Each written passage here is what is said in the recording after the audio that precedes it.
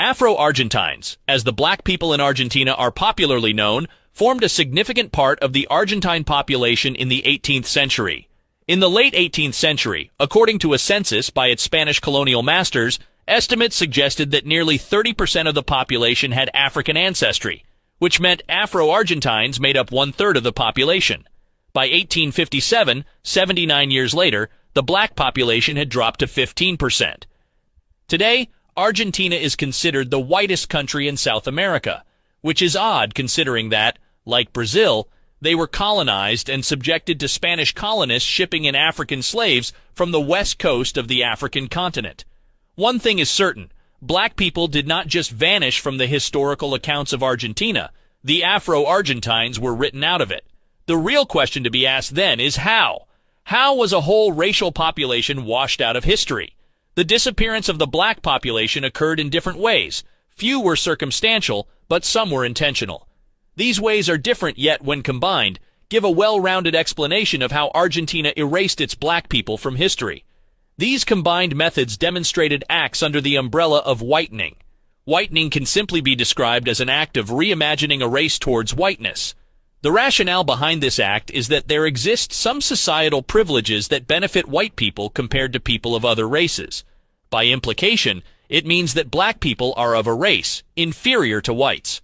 Also, by extension, the ideology is backed by the belief that black people should be erased by the gradual loss of their black genes through marriages to whites and birthing children who, based on their whiter skin, will be closer to the white construct and standard. The sudden and drastic disappearance of black Africans from Argentina is typically attributed to two factors.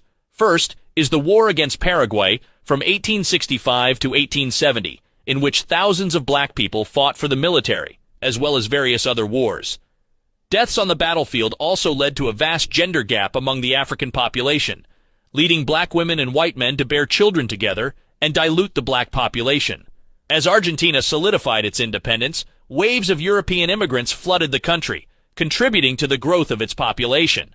However, these new arrivals brought with them deeply ingrained racist beliefs that further intensified the already existing prejudice against black individuals.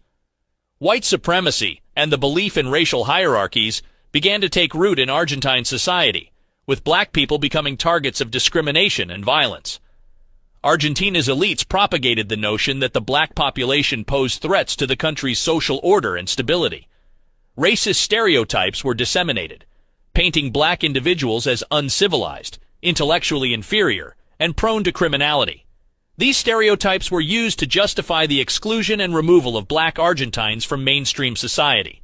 A second devastating factor that led to the disappearance of the black populace was the outbreak of yellow fever in Buenos Aires in 1871, which killed swaths of the local population. Many sources, however, point to a far more sinister force that led to the near extinction of the black race in Argentina. The covert genocide perpetrated by Domingo Faustino Sarmiento, president of Argentina from 1868 to 1874, played a key role in decimating the Afro-Argentine population. Sarmiento was a staunch proponent of white European racial purity. Discussing the mixed-race Argentine cowboys known as gauchos, he stated that their only use was to serve as fertilizer when they died. Equally chilling, he wrote in his diary in 1848, "In the United States, 4 million are black, and within 20 years will be 8 million. What is to be done with such blacks, hated by the white race? Slavery is a parasite that the vegetation of English colonization has left attached to leafy tree of freedom." During his time in office, Sarmiento commenced a systematic erasure of African existence through a series of policy decisions that ultimately proved inimical to black life. He segregated the black community from European descendants, depriving them of tolerable infrastructure and healthcare, and thus effectively condemning them to die when cholera and yellow fever outbreaks swept through the city. He also forcibly recruited Afro-Argentines into the military, imprisoned them for crimes that were minor or entirely invented, and executed them en masse.